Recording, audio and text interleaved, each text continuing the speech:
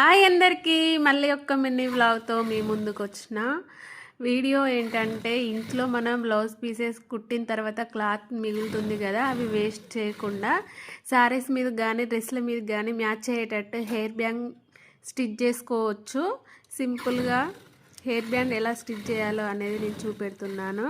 పడేయడం కంటే ఇలా ఇంట్లో సింపుల్గా హెయిర్ బ్యాండ్ చేసుకోవచ్చు. బయటకు వెళ్ళి 5 రూపీస్ 10 రూపీస్ పెట్టి కొనుక్కునే కంటే ఇలా ఇంట్లోనే స్టిచ్చింగ్ చేసే వాళ్ళు ఇలా సింపుల్గా ట్రై చేసుకుంటే బాగుంటుంది.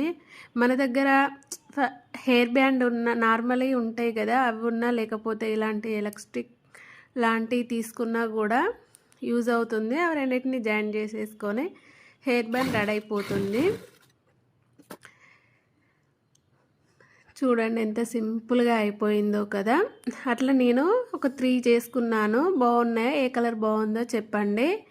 మీకు అందులో ఏ కలర్ నచ్చిందో కామెంట్ చేయండి. నాకు మాత్రం ఎల్లో నచ్చింది. మీకు ఏ కలర్ నచ్చిందో కామెంట్ చేయండి. 3 డ్రెస్సెస్ మీదకి 3 హెయిర్ బ్యాండ్స్ మాత్రం స్టిచ్ చేసుకున్నాను. ఎలా ఉందో కామెంట్ చేయండి.